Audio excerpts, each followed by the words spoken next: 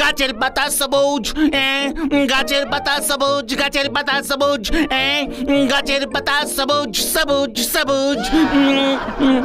উফ, গাছের পাতার রং যে সবুজ হয় সেটা তোকে এইভাবে মুখস্থ করতে হচ্ছে? ওরে পরীক্ষার হলে সবকিছুই কেমন সাদা হয়ে যায় রে, বিশ্বাস নেই তাই মুখস্থ করে রাখছি।